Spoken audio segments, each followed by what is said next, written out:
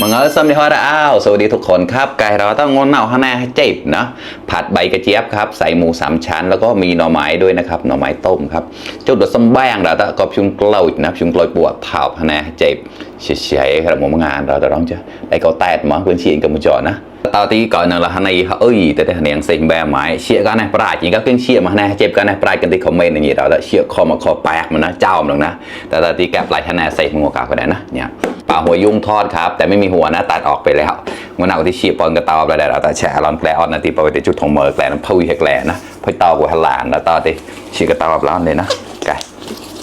นุกแรกกูชีได้ปอมาได้มาแล้วเราได้ยินแล้วเลยเพิ่งสัมผัสก็ตั้งเกินนกแล้วภายเดินไลน์เดินแชร์ก็มาต่อนะแต่จดคลิปมาดิฝากกดไลค์กดแชร์ด้วยนะครับถ้าชอบคลิปนี้นะครับโอเคถ้าไม่ชอบก็ถ้าอยากจะกดก็กดได้นะไม่ว่ากันเนี่ยดูสิผัดใบกระเจี๊ยบแบบใส่หน่อไม้แล้วก็หมูสามชั้นแบบสุดๆเลยครับเนี่ยดูสิมันต้องมีน้ำมันนะกลอยเดี๋ยวไหนมันเนาะเนี่ยเจ็บแล้วก็ได้พอดีกุยเพียเฉยนะเนี่ยกรอกพาวินงใช้ถุงมือก่อนนะครับเดี๋ยวค่อยเอาออกหอมมากโอ้มากระทะว้าไม่ได้เกาอย่าอย่าละเจ๊มาคักละปุ๋ยกล้วยปุ๋ยถุงมือนะเชี่ยกระตาอะไรใช่กันดิปุ๋ยกล้วยหลานกระดาษกระตาหนงขำโตโตหมอกตุดเต้าตาโนรัตะ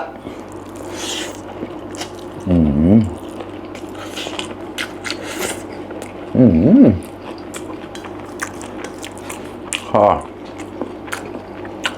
เอ้ย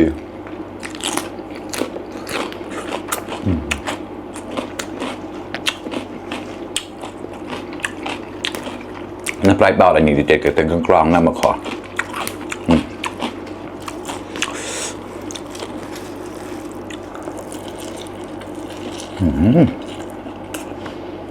อร่อยปากมาครับเจ้าหนึ่งนะปลายก็นะเจ็บเฉยเข้ากันมากครับ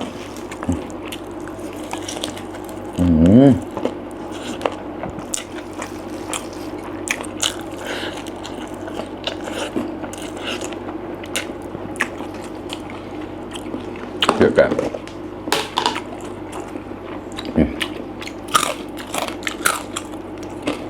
ข้อนี่ถูกเลยนะแซ่บฮะไม่เค็มเลย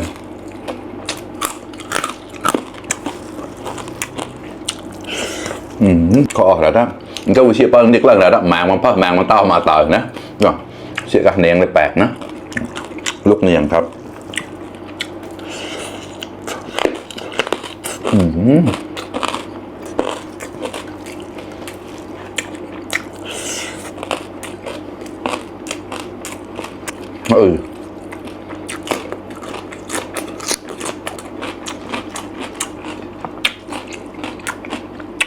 ข้อฮะก็น่าปลาดปากนะครับ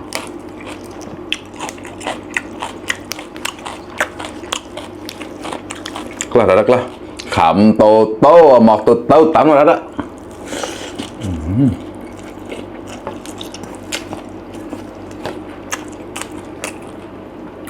เดี๋ยวจะพาชุนเกลียวอย่างไรละชุนเกลียวจะแบ่งหน้า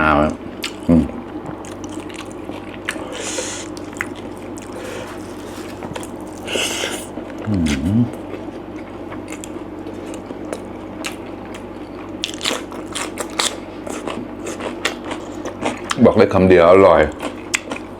ขอแล้วละ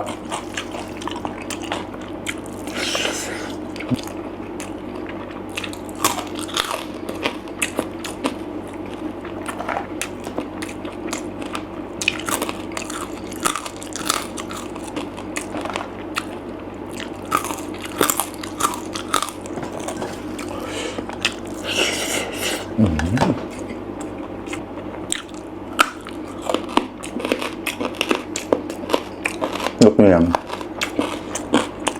เนียงมุ้งเสียปากมันทอดแต่ละ